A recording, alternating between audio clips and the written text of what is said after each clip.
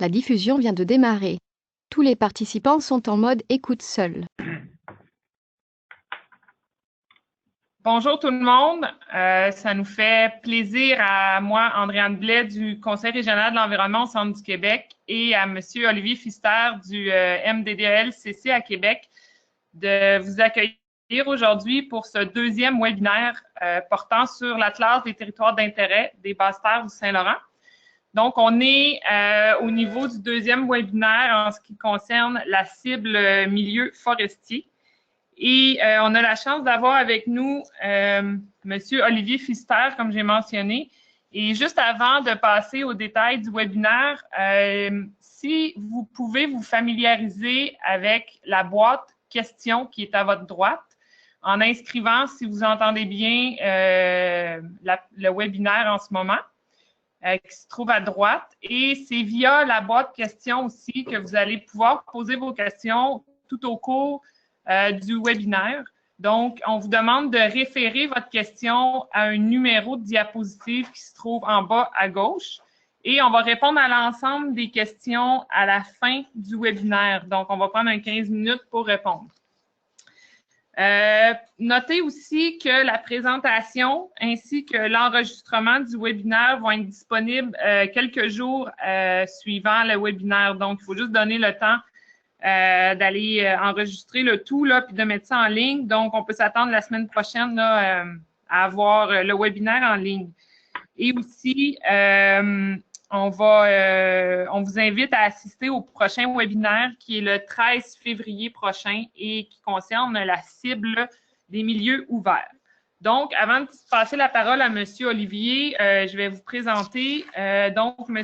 Olivier Pfister est responsable de la cible du milieu forestier dans le comité de coordination de l'Atlas et il est détenteur d'un baccalauréat en aménagement des ressources forestières de l'Université Laval et d'une maîtrise en sciences forestières de l'Université d'Alberta. Monsieur Pfister œuvre présentement au MDDEL-CC à la direction des aires protégées depuis 2001 et il était avant chargé de projet au sein du ministère au niveau des réserves de biodiversité et aquatique. Donc, on cède la parole à M. Pfister. Bien, merci beaucoup, Andréane, et bonjour à tous.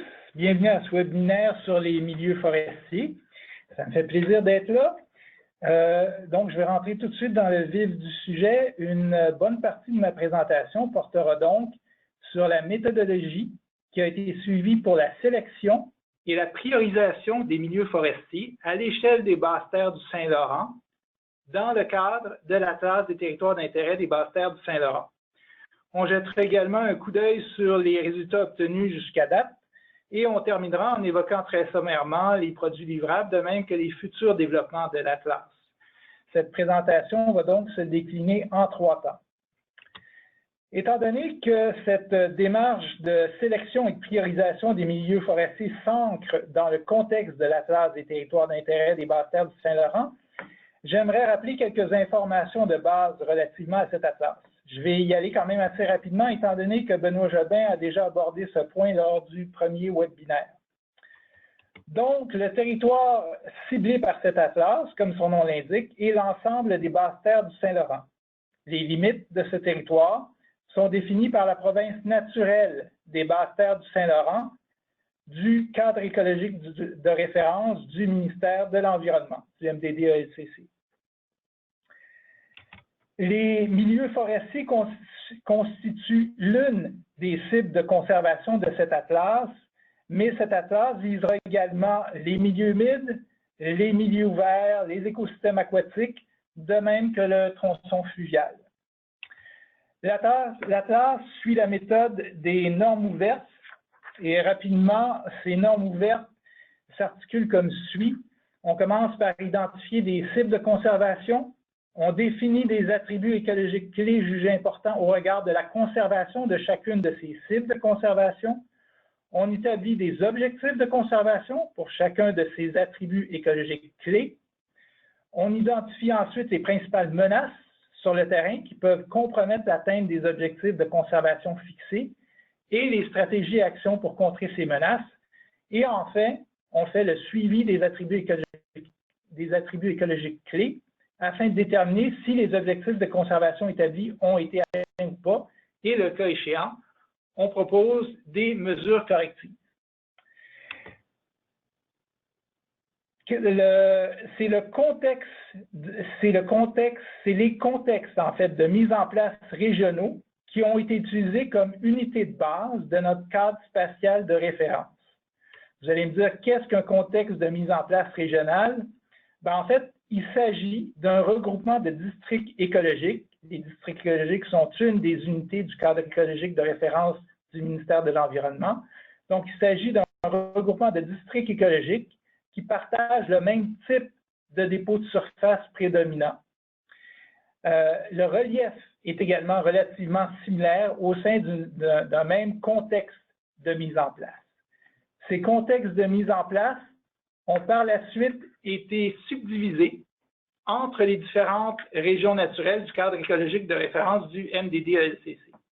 Alors concrètement, si on veut voir qu'est-ce que ça donne, ben ça donne ça. 9 contextes de mise en place régionaux ont été reconnus au sein des basses-terres du Saint-Laurent. On a par la suite subdivisé ces 9 contextes en utilisant les limites des 3 régions naturelles qui forment la province naturelle des basses-terres du Saint-Laurent.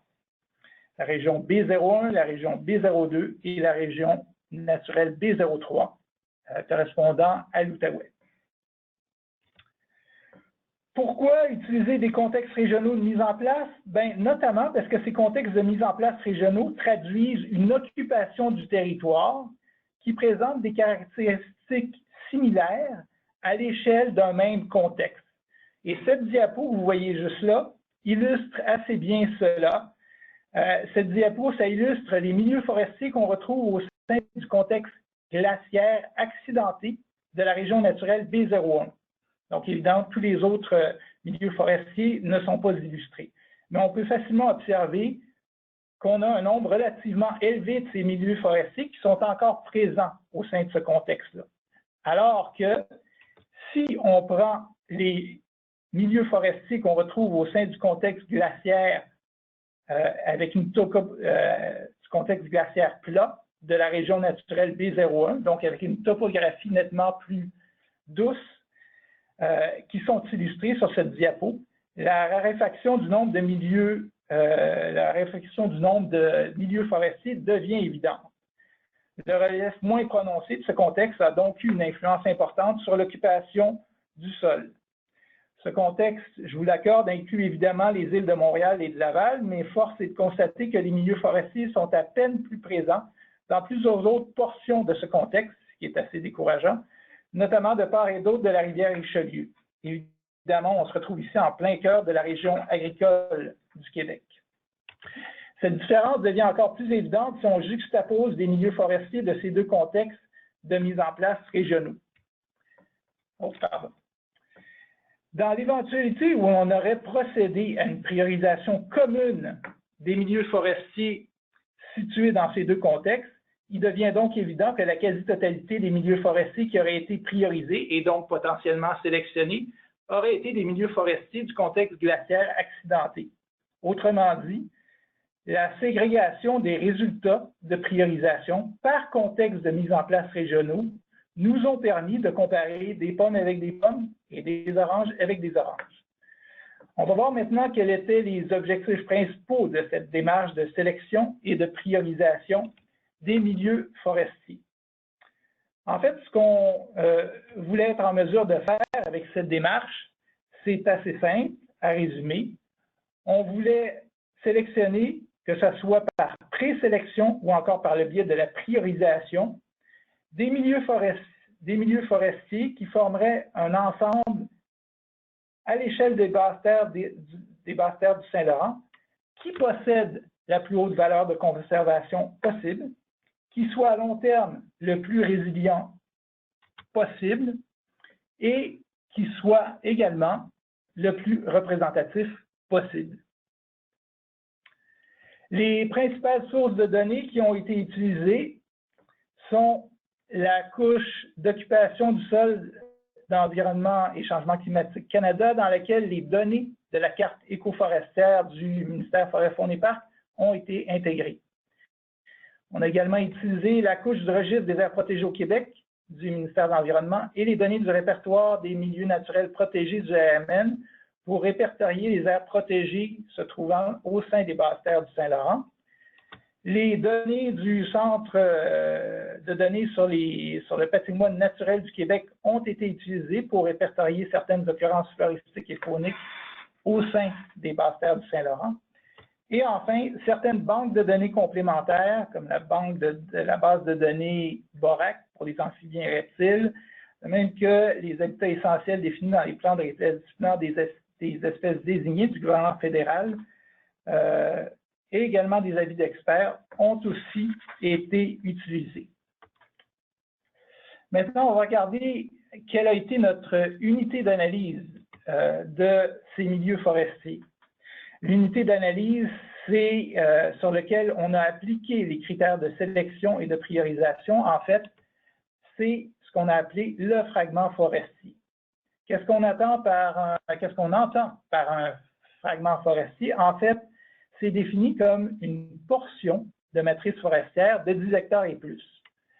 Une portion qui est non fragmentée par les zones fortement marquées par l'empreinte humaine. On peut penser aux zones urbanisées ou encore utilisées à des fins agricoles, par des chemins verbalisés, des voies ferrées ou encore des lignes haute tension. Pourquoi 10 hectares? Bien, parce que selon un certain nombre d'études, ça serait la taille minimum requise pour assurer la conservation des boisés d'essence tempérée feuillus. Les polygones d'eau libre, rivière ou lac, coupant un fragment forestier en deux, ont été considérés comme des éléments de fragmentation.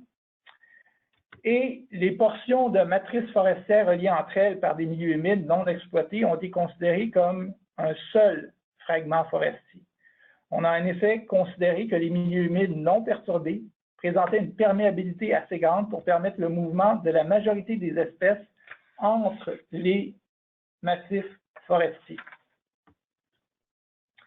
Ces fragments forestiers ont donc été identifiés sur l'ensemble des basses terres du Saint-Laurent. Vous en avez la résultante ici. Et à l'exception de l'Outaouais, qui devrait être complété dans une phase ultérieure. Et ce qu'on peut remarquer, c'est que l'hétérogénéité qu'on avait déjà notée avec l'exemple des deux contextes de mise en place qu'on a vus précédemment se reflète également à l'échelle de l'ensemble des basses terres du Saint-Laurent. On va maintenant parler des principes généraux sur lesquels ont été basés la sélection et la priorisation des fragments forestiers, et ces principes généraux sont les suivants. On a tout d'abord procédé à la présélection de certains fragments forestiers dont la protection a été jugée prioritaire. On a ensuite réalisé une priorisation de l'ensemble des fragments forestiers par le biais de critères principaux ainsi que de critères secondaires. Pourquoi des critères principaux et des critères secondaires? Parce que certains critères ont en effet une importance nettement plus grande que d'autres relativement à l'atteinte de l'objectif de sélection d'un ensemble de milieux forestiers de haute valeur de conservation, résilients et représentatifs. Chacune des valeurs obtenues pour chaque critère de priorisation a ensuite été normalisée, et ce, à l'échelle de chacun des contextes de mise en place régionaux. Donc, la normalisation de ces valeurs ne s'est pas faite à l'échelle de l'ensemble des basses terres, mais elle s'est faite à l'échelle de l'ensemble des contextes régionaux, des contextes de mise en place régionaux dans lesquels les fragments forestiers se trouvaient. Si on ne faisait pas cette ségrégation par contexte de mise en place régionaux, comme on l'a vu plus tôt, on risquerait de comparer des pommes avec des oranges. L'étape suivante a été de faire la somme des valeurs normalisées des critères principaux de priorisation pour chaque fragment afin de former des classes de priorité principales en utilisant la méthode de bris naturel. Et par la suite, à l'intérieur de chacune de ces classes de priorité principales, on a fait la somme des valeurs normalisées des critères secondaires de priorisation de ces fragments afin de former des classes de priorité secondaires, encore une fois en utilisant la méthode de bris naturel. C'est important de préciser qu'une fois qu'un fragment forestier était classé dans une classe de priorité principale, ce fragment demeurait dans cette classe de priorité principale, et ce, quel que soit son pointage au niveau des critères secondaires de priorisation. Cette façon de procéder repose sur le raisonnement suivant, c'est que lorsque les différences au niveau des critères principaux de priorisation sont relativement peu importantes, des différences marquées au niveau des critères secondaires de priorisation peuvent avoir autant, sinon plus d'importance. Et le choix de l'utilisation de bris naturels au lieu de seuils prédéterminés nous évitait l'arbitraire justement de devoir fixer ces seuils. On va ensuite comptabiliser la contribution des fragments forestiers présélectionnés à l'atteinte des objectifs de représentativité. Et si requis, on va sélectionner des fragments forestiers additionnels en fonction de leur classe de priorité jusqu'à l'atteinte des objectifs de représentativité. Le territoire qui va être ainsi identifié représentera le territoire d'intérêt de la tasse. Vous avez ici un exemple d'attribution de classe de priorité principale par bris naturel. Je voulais vous montrer un peu graphiquement ce à quoi ça avait l'air. Les valeurs qui apparaissent en haut de l'histogramme qui est au centre de l'écran sont les valeurs seules qui déterminent chacune des classes de priorité principale. Dans ce cas-ci, on a utilisé 5 classes de priorité principale qui ont été définies. La distribution des valeurs normalisées qu'on a obtenues, en effet, présentait fréquemment une distribution en J inversée, et le choix d'un classement de valeurs normalisées en 5 classes de priorité convenait bien à ce type de distribution, puisque ce nombre de classes permettait, dans la plupart des cas, de former les classes de priorité principale 1, 2, 3, 4 avec des fragments possédant des valeurs qui se démarquaient nettement du lot. La 5e classe de priorité regroupait des fragments forestiers affichant des différences de valeurs nettement moins marquées, et se situait d'ailleurs, cette 5e classe de priorité, se situait d'ailleurs habituellement au point d'inflexion de la courbe de distribution des valeurs normalisées. Alors, quels sont ces critères de sélection et de priorisation qui ont été utilisés? Bien, les fragments forestiers contenant des occurrences floristiques et fauniques de haute valeur de conservation, des EFE rares et anciens validés, des regroupements de type écologique ou de groupements d'essence irremplaçables, ou encore des fragments abritant des aires protégées, ont fait l'objet d'une présélection. La superficie de forêt d'intérieur, on verra ce qu'on entend par superficie de forêt d'intérieur juste un peu plus tard, la superficie de forêt d'intérieur et la proximité d'autres fragments forestiers par rapport aux fragments analysés ont été utilisés comme critères principaux de priorisation. La proportion de forêt mature, la forme du fragment, la diversité des regroupements de type écologique, groupements d'essence qu'on retrouvait au sein des fragments, et la présence de milieux riverains ont été utilisés comme critères secondaires de priorisation. Encore une fois, l'ensemble des fragments forestiers qui aient ou non fait l'objet d'une présélection ont été priorisés, se sont vus attribuer des valeurs normalisées. On va voir donc un peu plus en détail chacun de ces critères. Le critère de superficie de forêt d'intérieur a été calculé en retranchant à chaque fragment forestier les 100 premiers mètres de forêt situés à sa périphérie. Pourquoi 100 mètres? Parce que selon certaines références, l'altération du microclimat d'un fragment forestier dû à l'effet de bordure peut se faire ressentir jusqu'à une distance de 100 mètres jusqu'à l'intérieur du fragment. Bon, évidemment, il y a bien d'autres effets qui sont liés à l'effet de bordure et on peut avoir des distances beaucoup plus importantes, mais on a décidé de se baser sur les effets sur le microclimat. L'indice de proximité, pour sa part, a tenu compte pour chaque fragment analysé de la distance et la superficie des autres fragments forestiers situés à une distance maximale de 1 km du fragment analysé. Et pour prendre un cas concret, on va prendre celui-ci. Si on devait calculer l'indice de proximité du fragment A, on déterminerait d'abord tous les fragments situés à moins d'1 km du fragment A. On diviserait ensuite la superficie en mètres carrés de chacun de ces fragments, qui est marqué ici sur la diapo. On diviserait cette superficie en mètres carrés de chacun de ces fragments par la distance en mètres à laquelle se trouvent ces fragments du fragment analysé. Et cette distance, chacune de ces distances étant portée au carré. Finalement, on ferait la somme de toutes ces divisions pour obtenir la valeur d'indice de proximité. Juste vous mentionner que dans cet exemple, la portion en vert clair du fragment A représente la portion qui a été retranchée afin de calculer sa superficie de forêt d'intérieur, qui, elle, est illustrée en vert foncé. En ce qui concerne le calcul des indices de diversité et de représentativité, il a fallu déterminer quelle unité d'analyse on allait utiliser pour calculer ces critères. On voulait élaborer une unité qui tienne compte à la fois de la végétation actuelle du peuplement, c'est-à-dire le groupement d'essence, mais également de son évolution potentielle, c'est-à-dire la végétation potentielle attribuée à ce peuplement.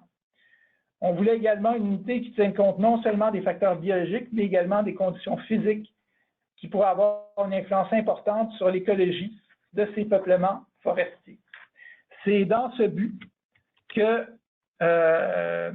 une équipe de travail formée de membres du ministère de l'Environnement, du MSFP et d'une consultante, je vous laisse deviner le nom de cette consultante, ont réalisé un exercice de regroupement de type écologique et de groupement d'essence.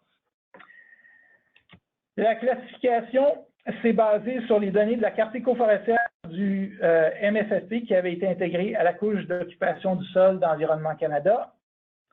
Et plus de 170 000 polygones du CIEF ont été analysés. De ces 170 000 polygones, plus de 60 000 de ces polygones auxquels aucun groupement d'essence n'avait été attribué ont fait l'objet d'une classification sommaire. Quelle était cette classification sommaire?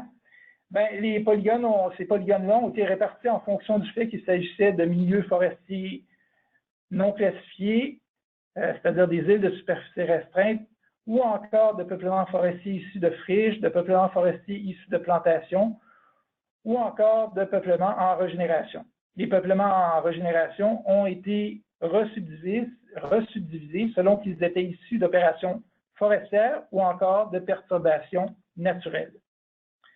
Les peuplements forestiers qui n'étaient pas issus de friches ou de plantations et dont le stade de développement était assez avancé pour qu'on leur ait attribué un groupement d'essence ont fait l'objet d'une classification détaillée. Et pour ces polygones, qui représentaient près de 110 000 enregistrements, la classification détaillée a été basée sur une répartition préliminaire en 3 stades évolutifs. Le stade 2, qui est le stade où les essences de début de succession prédominent, le stade 3, qui est un stade de transition, et les stades 4-5, qui sont dominés par les essences de fin de transition forestière. Pour les stades 4-5, c'est-à-dire, comme je disais, des peuplements dominés par des essences de fin de succession forestière, on a distingué les peuplements dominés par les feuillus tolérants de ceux dominés par des feuillus humides, et ainsi que de ceux dominés par les résineux. Donc, on avait 3 grands groupes à l'intérieur du stade 4-5. Et à l'intérieur de chacun de ces grands groupes, une répartition finale a été effectuée sur la base du groupement d'essence simplifié et de types écologiques regroupés. Ces types écologiques regroupés prenaient principalement en compte le type de drainage et la végétation potentielle attribuée à chacun des peuplements forestiers. Cet exercice a produit un total de 411 regroupements de types écologiques, groupements d'essence, qui ont donc été utilisés pour les calculs de critères de diversité et de représentativité des fragments forestiers. L'objectif de représentativité vise à ce que 20% de l'ensemble des types écologiques, groupements d'essence, soient représentés au sein des sites d'intérêt identifiés dans chaque contexte de mise en place régionale. Cette diapo illustre une partie du tableau qui a été utilisé pour le regroupement des peuplements dominés par des essences de fin de succession forestière de feuillus tolérants. Je vais vous donner un peu un exemple du travail qu'on a fait. Et dans ce tableau, les groupements d'essences sont inscrits dans la première ligne du tableau, alors que les types écologiques figurent dans la première colonne de ce tableau. Chacun des chiffres manuscrits que vous voyez inscrits dans ce tableau représente un regroupement de type écologique, groupement d'essence spécifique. Par exemple, si on prend le regroupement numéro 22, Ce regroupement-là regroupe tous les peuplements de frênes d'Amérique à tendance feuillue ou mixte, et ces peuplements de frênes d'Amérique à tendance feuillue ou mixte sont désignés par les codes FAF et FAM sur la première ligne de ce tableau. Ces peuplements FAF et FAM étaient de plus situés sur des sites de drainage mésique, qu'on pourrait également qualifier de sites de drainage bons à modérés, et avait été attribué, s'était vu attribuer, je devrais dire, une végétation potentielle d'érablière à carrier. Ce type écologique est désigné par le code F1 dans la première colonne de ce tableau. Donc, si vous prenez le code F1 dans la première colonne de ce tableau et les codes FAF et FAM dans la première ligne de ce tableau, et que vous faites l'intersection des deux, vous arrivez au regroupement numéro 22. Sur la base de ces regroupements, l'indice de biodiversité de Shannon a été utilisé afin de mesurer la diversité qu'on retrouvait au sein des fragments forestiers. Pour calculer ce critère, on a considéré chaque groupement de type écologique, groupement d'essence, au sein des fragments analysés comme une entité distincte.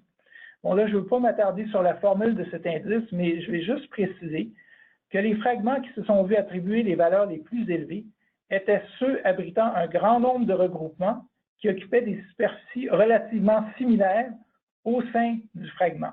Les fragments présentant un nombre restreint de regroupements avec une prédominance marquée d'un des regroupements par rapport aux autres en termes de superficie se sont vus attribuer les valeurs les plus basses. La carte écoforestière du MFSP a été utilisée, elle, pour calculer le pourcentage de forêts matures présents au sein de chacun des fragments forestiers. Ces forêts matures devaient répondre aux critères suivants.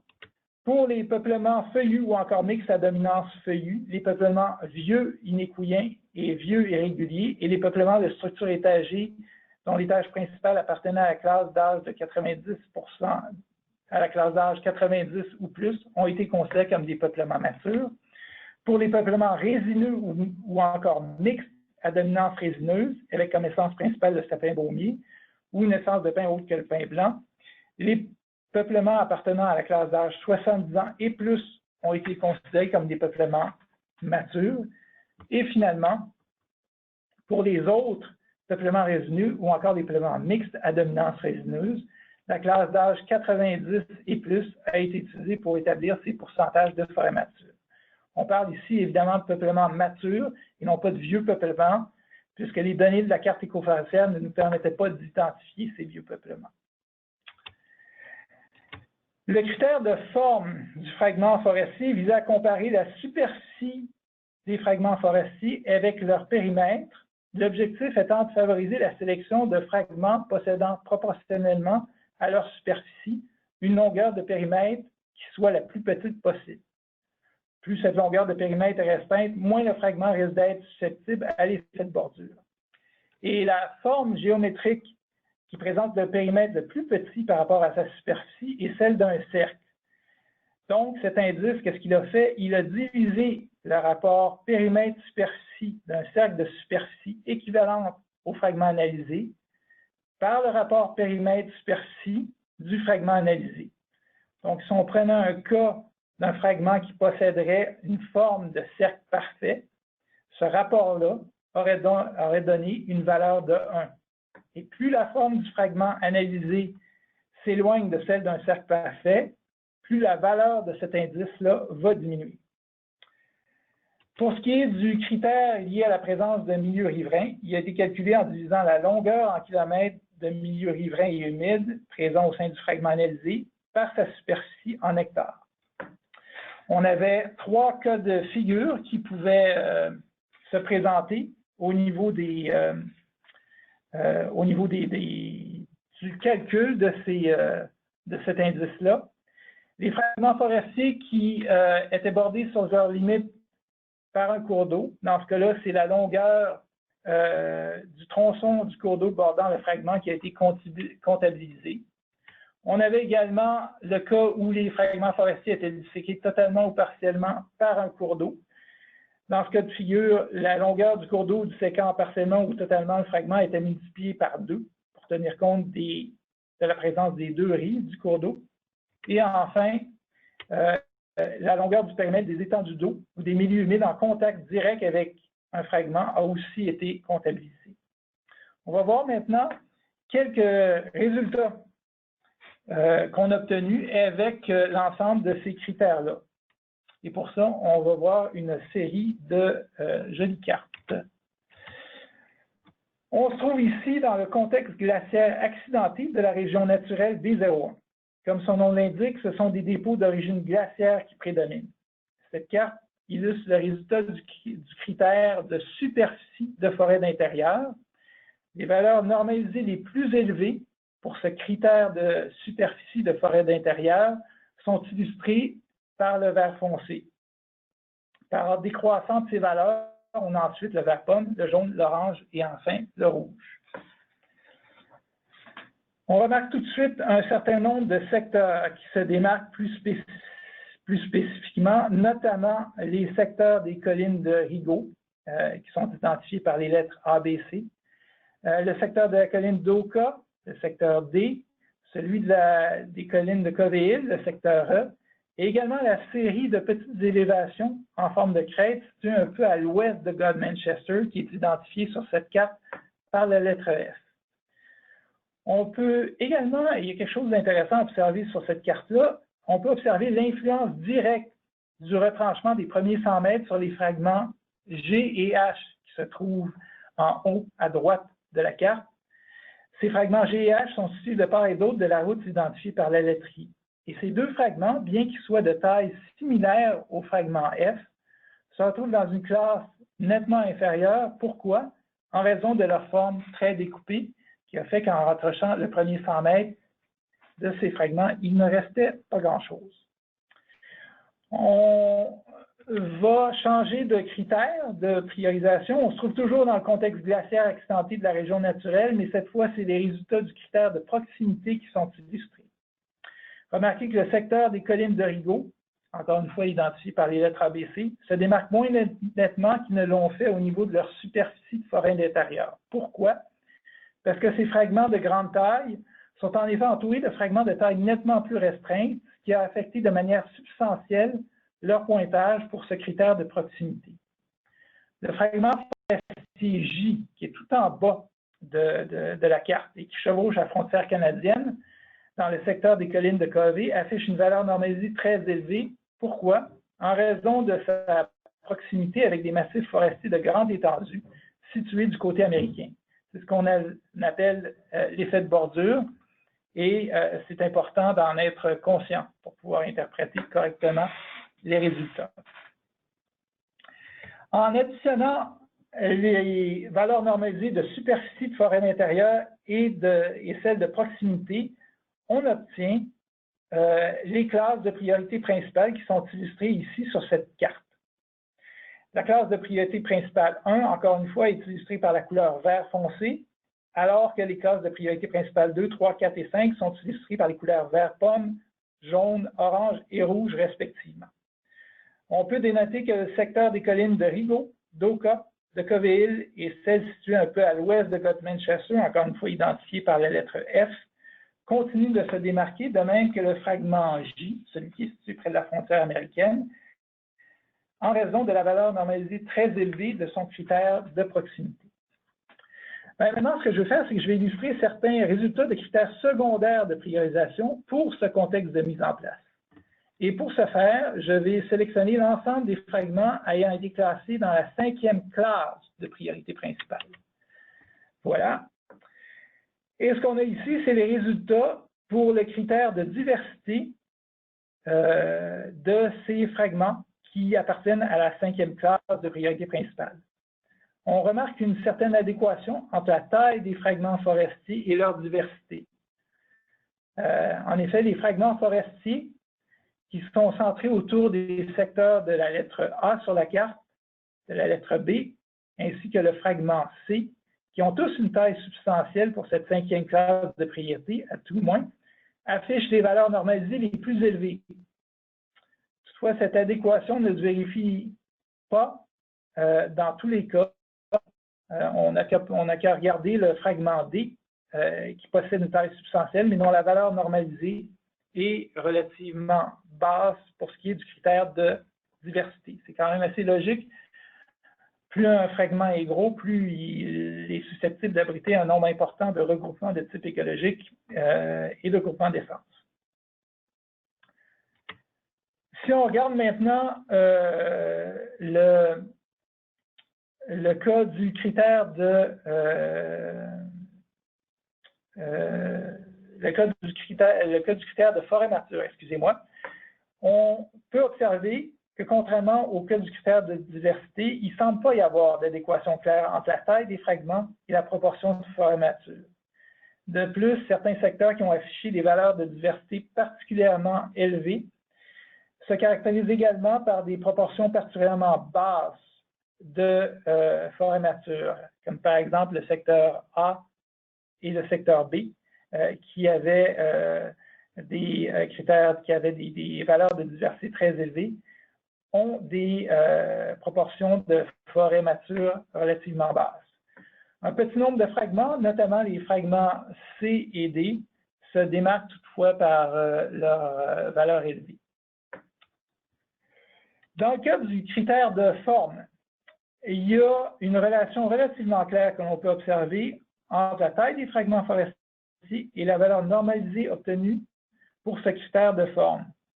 Et c'est une relation qui est inversement proportionnelle. En effet, les fragments de taille substantielle, comme ceux des secteurs A, B et C, ont une forme très découpée, ce qui explique leur valeur normalisée peu élevée, puisque cette forme très découpée fait que leur score en termes de l'indice de forme est très bas.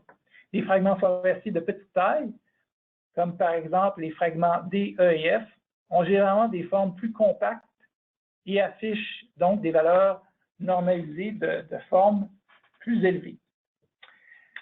Et en faisant la somme de tous ces critères secondaires de priorisation, on rajouterait également le quatrième critère, on obtient les classes de priorité secondaire. La sommation donc de ces valeurs normalisées des critères secondaires de priorisation ont permis d'établir les classes de priorité secondaire qui sont illustrées sur cette carte. La classe de priorité principale 1 est représentée encore une fois par la couleur vert foncé. Les classes de priorité principale 2, 3, 4 et 5 sont représentées par les couleurs vert pomme, jaune, orange et rouge respectivement. La classe de priorité 1 inclut certains fragments forestiers, dont le fragment A, qui se trouve dans le secteur des collines d'Oka, qui ont obtenu des valeurs normalisées élevées pour la plupart de leurs critères secondaires. Cependant, on peut également remarquer que la valeur normalisée très élevée du fragment C, qui se trouve dans le coin inférieur droit de la carte, pour le critère de diversité, cette valeur normalisée très élevée, qui se situait très proche de la valeur maximum, explique la classe de priorité 2 qui lui a été attribuée, puisque ce fragment avait eu des valeurs normalisées très peu élevées pour les autres critères. On va se déplacer un peu plus en aval pour examiner un autre contexte de mise en place régionale, soit le contexte fluvio-marin. Les dépôts qu'on peut observer au sein de ce contexte sont en majorité des dépôts alluvionnaires fluvio-marins. Les obstacles que constituaient le mont Saint-Hilaire et le mont Saint-Bruno lors de certaines phases de retrait de la mer de Champlain ont permis la déposition de ce type de dépôt sous forme de terrasse en aval de ces montérégiennes. Le mont Saint-Hilaire, identifié par la lettre B, se démarque d'ailleurs sur cette carte qui illustre les superficies de forêt d'intérieur. C'est cependant les superficies importantes du massif du bois du fer à cheval, formé des fragments A et D, qui retient le plus l'attention. On n'en sera pas trop surpris. Excusez-moi. Le mont Saint-Bruno et le secteur tout juste au sud de Sainte-Marie-Salomé, qui sont identifiés respectivement par les lettres C et E sur cette carte, présentent des fragments forestiers de taille appréciable, bien qu'ils soient pénalisés par leur forme très découpée. Si on regarde maintenant l'analyse de proximité pour ces fragments forestiers, elle révèle très clairement l'effritement de la connexion naturelle des monts Saint-Hilaire et Saint-Bruno avec les fragments forestiers situés sur leur périphérie. Je rappelle que les monts Saint-Hilaire et monts Saint-Bruno sont identifiés par les lettres A et B sur cette carte. Le fragment D, pour sa part, qui est situé complètement à gauche de l'écran, affiche une valeur très élevée en raison de sa très grande proximité avec un autre fragment, ce qui a fait exploser la valeur de son critère de proximité. Alors, encore une fois, il est important d'être bien conscient de ces biais potentiels quand on interprète les résultats pour pouvoir les interpréter correctement. Tout comme pour le contexte de mise en place régionale précédent, la compilation des valeurs normalisées de superficie de forêt d'intérieur et de proximité a permis d'établir des classes de priorité principale. En raison des valeurs de proximité peu élevées qui lui ont été attribuées, le mont Saint-Hilaire se voit basculer dans la deuxième classe de priorité principale, alors que le massif forestier du bois du fer à cheval, formé des fragments A et D, prédomine toujours. Le mont Saint-Bruno et le secteur tout juste au sud de Sainte-Marie-Salomé, qui sont identifiés par les lettres B et D sur cette carte, affichent des valeurs combinées de forêt d'intérieur et de proximité relativement intéressantes, tout comme le fragment situé au sud-est de Saint-Roch-de-l'Achigan, auquel on a attribué la lettre E. On va examiner un dernier contexte, soit le contexte de dépôts marins agités. Et ces dépôts, les dépôts les plus fréquemment rencontrés au sein de ce contexte sont de nature sableuse et sont habituellement associés à des vastes plaines. En termes de superficie de forêt d'intérieur, évidemment, le fragment forestier de la Seigneurie de Joly, identifié par les lettres A sur cette carte, se démarque de façon claire et nette. Deux fragments forestiers de superficie appréciable, les fragments B et C, sont aussi présents de part et d'autre de la route 271, un axe routier dont la localisation est indiquée par la lettre D sur cette carte. Ces deux fragments sont en fait formés ces deux fragments-là, B et C, on a l'impression qu'ils sont formés de plusieurs fragments différents, mais en fait, ils forment un seul fragment, puisqu'ils sont formés de plusieurs massifs forestiers individuels, mais qui sont reliés entre eux par des milieux humides non perturbés. Des fragments de même nature, couvrant également des superficies non négligeables, les fragments E, F, G, sont présents au sud de la rivière Bécancour et également au sud de Notre-Dame-de-Lourdes. Et on peut noter un dernier fragment d'intérêt, le fragment H, qui se situe à l'ouest de Sainte-Marie de Blanfort.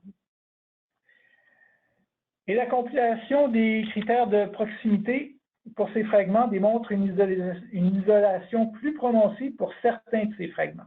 Les fragments E, F et G notamment affichent des valeurs normalisées peu élevées. Et enfin, la somme des critères principaux fait ressortir encore plus clairement la prédominance du fragment A, celui de la Seigneurie de Joly, qui a été classé dans la première classe de priorité principale.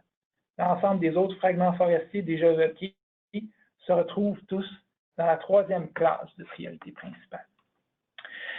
Eh bien, ça termine la présentation des résultats. Je vais conclure en vous parlant un petit peu de quels vont être les produits livrables de ce projet au cours des prochains mois. Bien, au cours de ces prochains mois, on compte rendre les résultats disponibles sous forme de cartes et de fichiers, forme de chez FAR, téléchargeables sur Internet. Ces résultats devraient notamment inclure les résultats de la démarche de sélection des milieux naturels, donc les milieux qui auront été présélectionnés. Et ces résultats devraient également inclure les résultats de la démarche de priorisation des fragments forestiers, incluant l'ensemble des classes de priorité principale et secondaire pour chaque critère, de même que les classes de priorité principale et secondaire pour l'ensemble des fragments au sein de chacun des contextes de mise en place régionaux. On compte également produire un rapport méthodologique au cours de l'été 2018. Et l'une des principales raisons pour lesquelles on veut diffuser le plus largement possible les résultats de cette démarche, c'est que ces résultats peuvent être utilisés aussi bien à l'échelle de l'ensemble des basses terres du Saint-Laurent que d'une municipalité spécifique. On souhaiterait en fait que la tâche joue un rôle important comme outil d'aide à l'aménagement du territoire. Et finalement, quels seront les critères de mise en œuvre futurs? Quels seront les critères de mise en œuvre des futurs développements et les connaissances manquantes qu'on n'a pas en ce moment? Eh bien, on peut penser que des facteurs liés aux menaces ou encore aux opportunités seront probablement considérés lors de la mise en œuvre des actions visant à protéger les fragments forestiers qui ont été priorisés. Parce qu'on veut non seulement identifier les fragments qu'on devrait protéger, mais on veut également que ça se transforme en un plan de conservation pour favoriser leur protection et favoriser la prise d'actions qui permettront leur protection. On pense également faire des analyses de connectivité fonctionnelle qui, dans ce cas-là, vont remplacer les analyses de proximité qu'on a réalisées jusqu'à date. Donc, on réaliserait des analyses de connectivité fonctionnelle et si on a effectivement les connaissances, si on arrive à établir des critères relativement fiables, on va essayer également de mesurer la résilience au changement climatique des milieux naturels se trouvant au sein des basses terres du Saint-Laurent. Et donc, on peut penser qu'on développerait des critères de priorisation par rapport à la résilience au changement climatique. Et finalement, vous remarquerez que les critères de priorisation n'ont pas pris en compte les fonctions écologiques des massifs forestiers. Pourquoi? Ben, en grande partie parce qu'on manquait de références pour pouvoir établir des critères de priorisation solides. Cependant, si, en raison des développements de connaissances, ces données-là devenaient disponibles, c'est sûr qu'on regarderait la possibilité d'introduire des critères de priorisation qui toucheraient à ces fonctions écologiques. Et finalement, j'aimerais prendre les dernières minutes qui restent pour remercier très sincèrement de nombreuses personnes sans lesquelles ce travail n'aurait jamais été possible. J'aimerais remercier ici les membres du comité de coordination de l'Atlas, Benoît Jobin, Louise Graton, consultante, c'était la consultante mystère en passant. Lynn Couillard du ministère de l'Environnement, Benoît Jobin est au Environnement et Changement climatique, Marie-Josée Côté du ministère de l'Environnement, Daniel Lachance du ministère de l'Environnement, Martin Joly également du ministère de l'Environnement, Marc Ningelbier du ministère Forêt, Faune et Parcs, Andréane Blais du CREC et Catherine Montissani de CNC.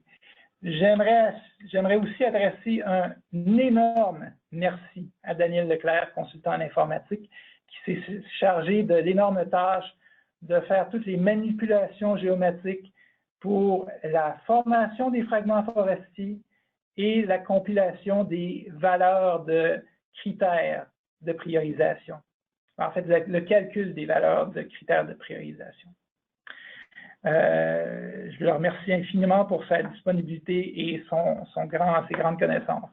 J'aimerais remercier également Jean Bissonnette du ministère de l'Environnement qui a également participé à certaines tâches reliées à la géométrique.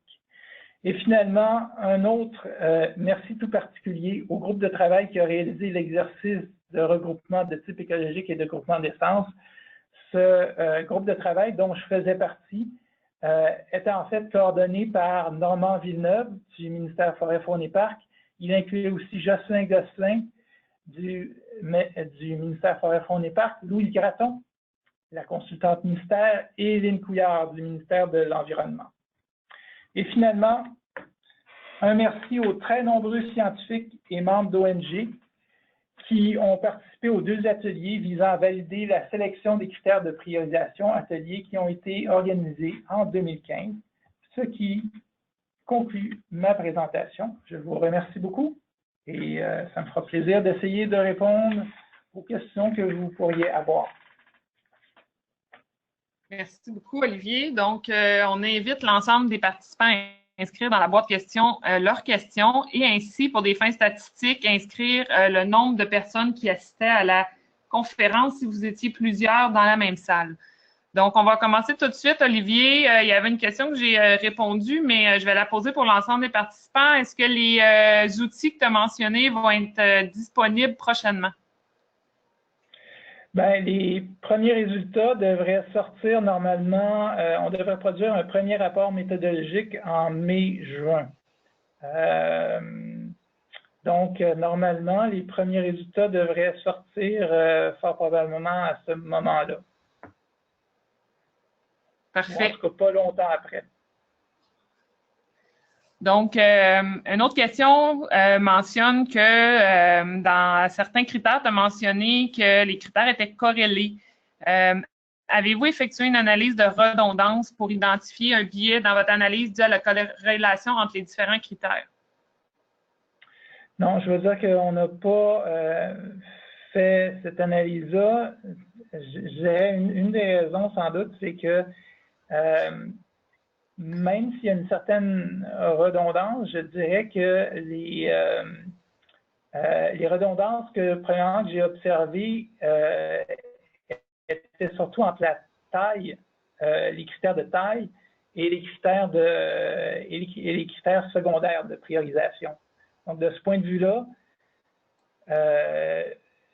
étant donné que les critères ont été utilisés séparément pour établir des classes de priorité principale et secondaire, ce biais-là est quand même, si tu veux, un petit peu est diminué.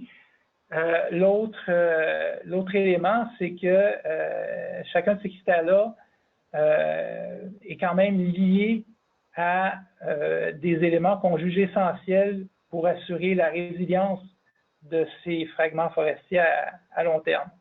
Donc, disons que on trouvait que l'ensemble de ces critères-là, la sélection de l'ensemble de ces critères-là était justifiée en regard de cet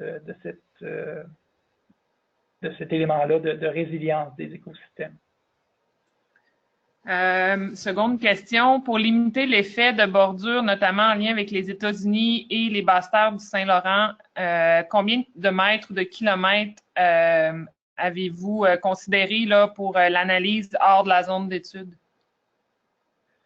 Il faudrait que je pose la question à David, mais je crois que c'était quelque chose comme une dizaine de kilomètres, mais si tu gardes les coordonnées de cette personne-là, je validerai auprès de David et je renverrai la réponse. Comment les résultats des classes de chaque critère étaient compilés ensemble pour obtenir une seule classe de priorisation finale? Donc, est-ce que c'était une addition? Comment que vous avez procédé? Oui, c'est tout simplement une addition. D'ailleurs, c'est pour ça qu'on a fait le fait qu'on ait normalisé l'ensemble des valeurs qu'on a obtenues nous a permis par la suite de simplement faire une addition de ces valeurs normalisées pour obtenir le score qui déterminait soit la classe principale ou la classe principale de priorisation ou la classe secondaire de priorisation dans laquelle le fragment était classé. Pour une municipalité ou une MRC qui souhaiterait, ou un OBV, CRE, qui souhaiterait refaire l'analyse, mais à l'échelle de son territoire, donc reprendre les bris naturels, non pas dans un contexte de mise en place, mais à l'échelle de notre territoire, est-ce que c'est possible avec les résultats qui vont être disponibles? Ben, il va falloir, oui, dans le sens que la normalisation des critères est pas très, c'est une opération qui est pas très difficile à faire. Donc, à la limite, ça serait de reprendre les valeurs qui sont situées dans la municipalité ou la MRC X et de recalculer les valeurs normalisées de chacun des critères. Et ensuite de ça, de faire la somme de ces valeurs normalisées. Donc, y aurait quand même des opérations à faire, mais c'est des opérations relativement simples à faire. Et une autre question, quelqu'un qui souhaiterait refaire l'analyse à l'extérieur des basses terres du Saint-Laurent, au Saguenay-Lac-Saint-Jean, par exemple, est-ce que c'est possible? Ben, c'est sûr qu'il y a les grands principes généraux qui pourraient effectivement encore s'appliquer. Maintenant, il y aurait peut-être certains facteurs spécifiques justement à la région du Saguenay-Lac-Saint-Jean qu'il faudrait prendre en compte, mais d'un point de vue des principes généraux sur lesquels s'articule la démarche qu'on est en train de faire, je crois qu'une bonne partie pourrait effectivement être applicable. Tu as mentionné que dans un avenir rapproché, là, les résultats vont pouvoir servir dans différentes démarches. Il y a une question qui touche quelles dispositions, par exemple, loi ou règlement, pourraient être utilisées pour la protection de ces milieux? C'est dans ces moments-là que je me dis que j'aimerais bien être ministre, mais malheureusement, je ne le suis pas. On espère, ben en fait, il y a quand même,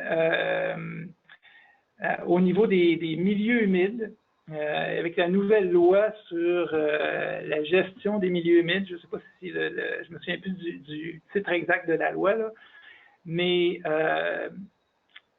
le ministère de l'Environnement va être chargé d'identifier les milieux humides remarquables. Et il y aura quand même une certaine forme certaines dispositions qui s'appliqueront à ces milieux humides remarquables. Et je suppose, mais ça, il faudrait poser la question à Daniel Lachance quand il va faire sa présentation. Je suppose qu'il y aura une adéquation assez étroite entre les milieux humides qui auront d'intérêt, qui ont été identifiés dans la SARS, et ceux qui seront proposés au gouvernement comme milieux humides remarquables. Ceci étant dit, on espère que sans que ça soit rattaché à une loi, on espère que cet atlas devienne un outil d'aide à l'aménagement du territoire. Et donc, que les municipalités, les MRC s'en servent pour essayer d'orienter leur développement avec des impacts atténués sur les milieux naturels. Si on arrive à préserver les territoires d'intérêt, par exemple, de demande de dézonage, si les municipalités décident que, bon, à moins que ça soit absolument inévitable, que les demandes de dézonage, ils vont essayer de les faire dans la mesure du possible à l'extérieur des territoires d'intérêt qui ont été identifiés, bien, on aura déjà fait un pas énorme dans ce sens-là.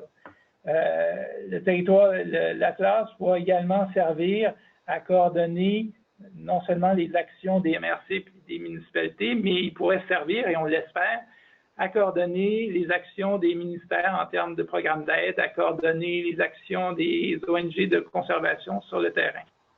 Donc, bref, on espère beaucoup pour notre Atlas. On demande ici, dans le cas où tu avais considéré qu'un cours d'eau fragmentait un milieu, un massif forestier, un fragment forestier, on demande, dans le fond, pourquoi, mais tu pourrais peut-être mentionner que c'était surtout au niveau de la largeur, si je me rappelle, là, de l'importance du cours d'eau. Oui, effectivement. Quand il y avait un polygone d'eau libre qui séparait un fragment, donc vraiment un cours d'eau quand même relativement important, on a décidé de le considérer comme un élément de fragmentation parce que les cours d'eau d'une certaine importance sont quand même une barrière au déplacement d'un nombre quand même relativement important d'espèces. Cependant, les cours d'eau qui étaient identifiés simplement par un trait, et donc qui étaient des cours d'eau de moindre importance, eux n'étaient pas considérés comme des éléments de fragmentation. Donc, c'est en fait par rapport au fait que les cours d'eau importants représentaient un obstacle plus grand au déplacement des espèces, représentait un obstacle au déplacement d'un nombre quand même non négligeable d'espèces qu'on a décidé de le considérer comme un élément de fragmentation. Au niveau de ton critère d'effet de bordure, donc de forêt d'intérieur, on se demandait si le 100 mètres était peut-être trop dans les basses terres du Saint-Laurent, puis si vous aviez fait des tests au préalable avec 50 mètres, par exemple, ou autre distance, là, considérant le contexte peu boisé des basses terres du Saint-Laurent. Ben, on n'a pas fait de test parce que la démarche de la SARS n'en était pas une de recherche fondamentale, elle en était une d'élaboration d'une méthode de sélection et de priorisation. Ceci étant dit, oui, c'est peut-être beaucoup dans les basses terres du Saint-Laurent, mais les références scientifiques qu'on a nous indiquent que cet effet peut aller jusqu'à 100 mètres. Donc, nous, on s'est basé sur ces références scientifiques.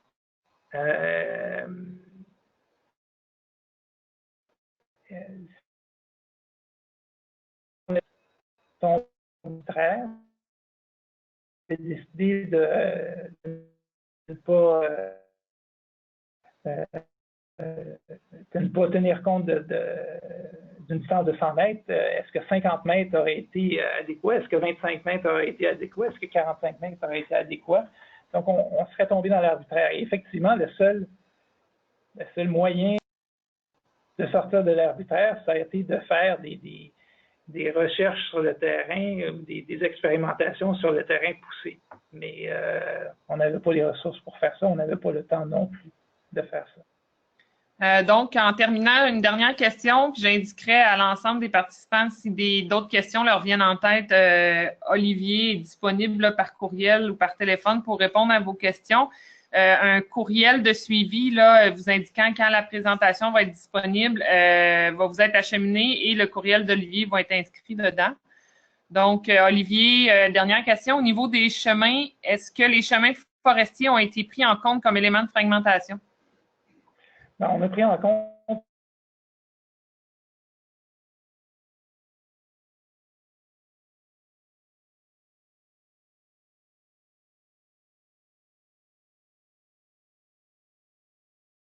les chemins verbalisés.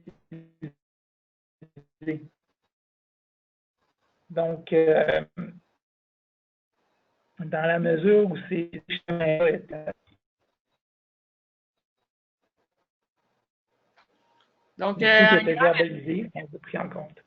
Olivier, pour ton temps et ton excellente présentation, là, je crois que les marchés. Et sur ce, on vous invite demain, le RMN vous invite au webinaire demain midi, de midi à 13h, sur le sens politique 101 avec M. Josk, politologue. Et pour les rendez-vous de la classe, on se donne rendez-vous le 13 février avec Benoît Jobin. Donc, merci Olivier. Merci beaucoup à toi, Andréane, et merci beaucoup à tous. Ça m'a fait extrêmement plaisir.